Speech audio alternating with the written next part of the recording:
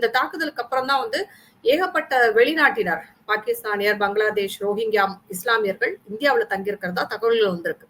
அவங்களையெல்லாம் வெளியேற்ற சொல்லியிருக்கிறாங்க மத்திய அரசு. தமிழ்நாட்டுல மட்டுமே ஒரு 44,000 பேர் கிட்ட இருக்கிறாங்க. 48,000 பேர் அந்த மாதிரியான ஆட்கள் இருக்கிறாங்க அப்படிங்கிற தகவலும் இருக்கு. இப்ப கண்டிப்பாக தமிழ்நாட்டை விட்டு இவர்களை எல்லாம் வெளியேற்ற வேண்டும். இவங்களுக்கு எந்த தயவு தாட்சியமோ புண்ணியமோ நம்ம பார்க்க வேண்டிய அவசியம் இல்லை. ஏன்னா இது என்னன்னா நாமளே நமக்கு சூனியம் வச்சுக்கிற மாதிரி இவங்களை கொண்டு வந்து உள்ள வைக்கிறது. அப்படிப்பட்ட வந்து ஒரு மனிதாபிமானம் தேவையில்லை என்பதுதான் என்னுடைய கருத்தும். அதை வந்து முதல்வர் வந்து தெளிவாக செய்ய வேண்டும். வெறும் இந்த ஊர்வலம் நடத்துறது மட்டும் பத்தாது.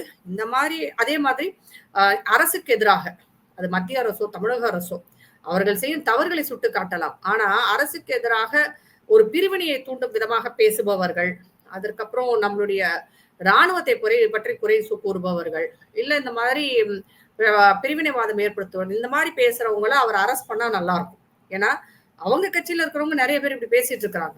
அது தவறான ஒரு போக்கு. என்னைக்கு இருந்தாலும் சரி, நம்முடைய நாட்டு நலன் என்று வரும்போது நம்ம தேச ஒற்றுமையை காண்பிக்க வேண்டிய கட்டாயத்தில் நாம் இருக்கிறோம்.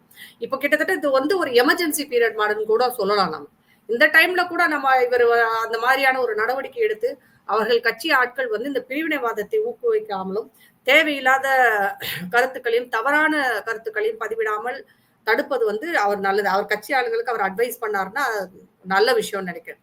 இல்லாட்டி இதுல இன்னொரு விஷயம், முதல்வர் அவர்கள் நிறையவே உணர்ந்திருப்பார். ஏன்னா நாடே கொந்தளிச்சு போயிருக்கிற இந்த சமயத்துல அவர் தன்னுடைய ஆதரவை காட்டாவிட்டால் கண்டிப்பாக அது அவருக்கு ஒரு பெரிய பிரச்சனையாக இருக்கும் என்பது அவருக்கு தெரியும்.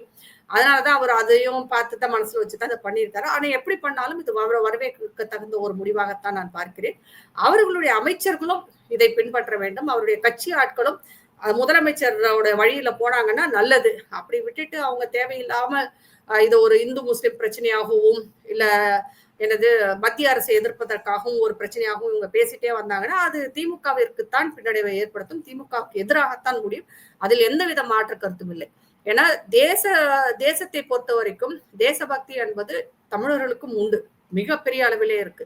அதனால அதை வந்து என்னைக்குமே அவங்க ஒத்துக்க மாட்டாங்க. நீங்க என்ன வேணாலும் சண்டை போடுங்க, ஆனா இதை என்றைக்குமே ஏற்றுக்கொள்ள மாட்டாங்க.